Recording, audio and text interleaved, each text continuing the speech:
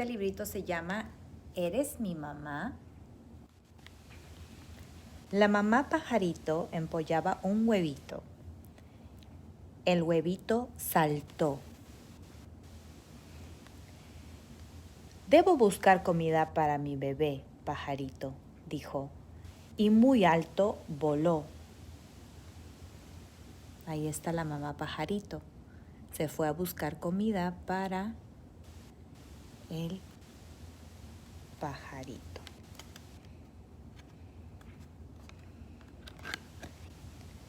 Dentro del nido, el huevito saltó, saltó y saltó. Hasta que un bebé pajarito salió. Ahí está el bebé pajarito. ¿Dónde está mi mamá?, dijo él. No la veía por ninguna parte. Iré a ver dónde está, dijo él. Va a buscar a su mamá. Fuera del nido salió y bajó hasta abajo llegó. Miren ahí. El bebé pajarito no podía volar, pero sí podía caminar. Ahora iré a buscar a mi mamá, dijo él.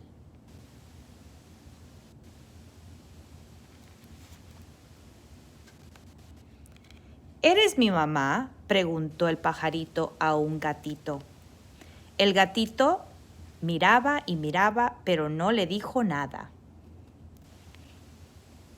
¿Eres mi mamá?, preguntó el pajarito a una gallina. No, le dijo la gallina.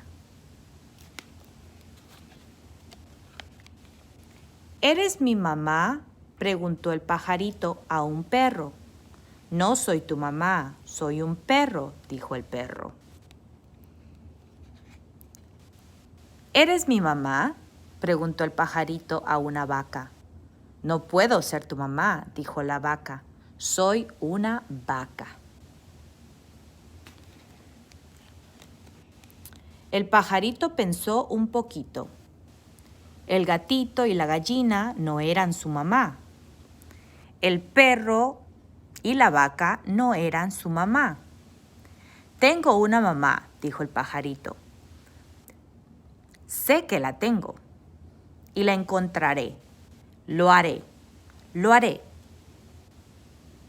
Va a buscar a su mamá.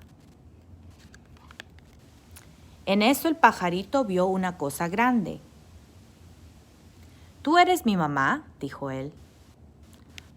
¡Pronk!, dijo la cosa grande.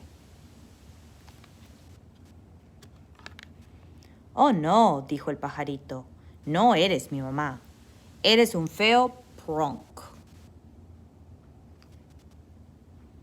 Y el pronk levantó al pajarito arriba, arriba, muy arriba. Y entonces pasó una cosa. El pronk puso al pajarito otra vez en el nido. El pajarito estaba en su casa. Mírenlo ahí. Regresó a su nido. En eso regresó la mamá pajarito. Sé quién eres tú, dijo el pajarito. Muy alegre, mírenlo. No eres un gatito, ni una gallina, ni un perro. No eres una vaca, ni un pronk. Eres un pajarito y eres mi mamá. Y colorín colorado, este cuento se ha terminado. ¿Eres mi mamá? Hi, I'm Nicole Mangold, one of the educators here at the Allenton Art Museum. Thank you for joining us for Art in Español. Before we get to our craft, I want to show you one of the artworks in our collection. The artwork that we're looking at today is Paisaje from the portfolio Grabados en Madera by artist Francisco Zuniga. This artwork is a woodcut print, or an artwork that the artist carved into wood, painted, and then stamped onto paper. In our reading, we learned a lot about animals, family, and homes. Even though this artwork is only in black and white, we can still see a lot of details in it. This is a landscape artwork showing us the area around a home.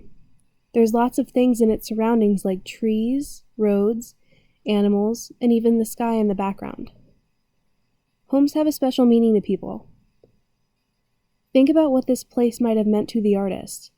Is it his home or someone else's?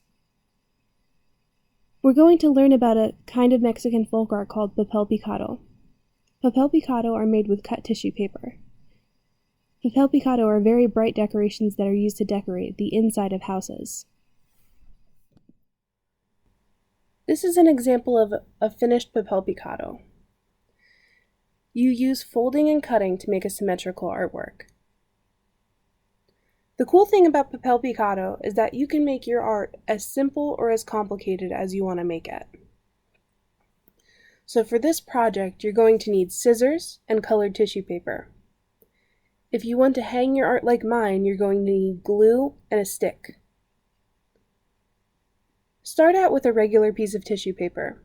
I like to cut mine in half for a better size. You don't want to work with a piece of tissue paper that's much bigger than a regular piece of printer paper. It gets too difficult to deal with.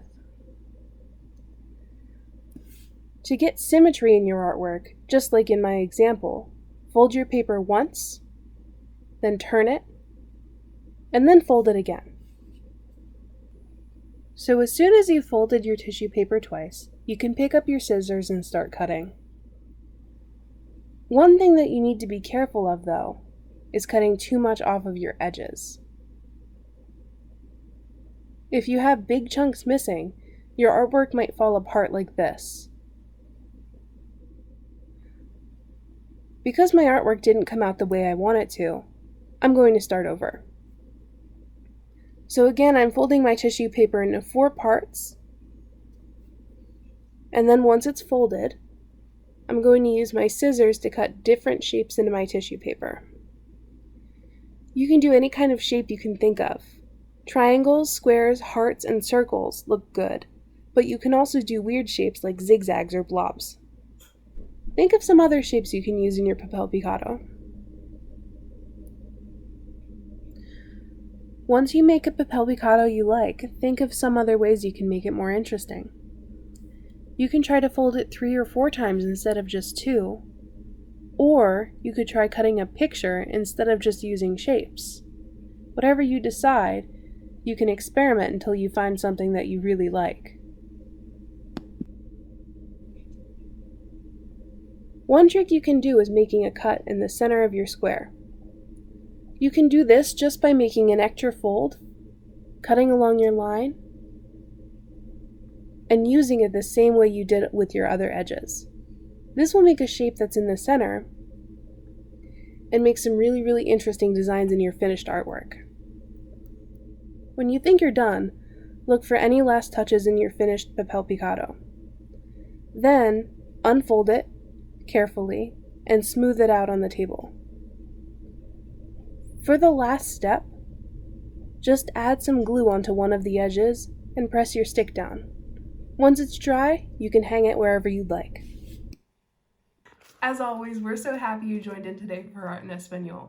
Please share your creations with us on social media by tagging us at 8town Art Museum with hashtag Arte en Español and AAM at home.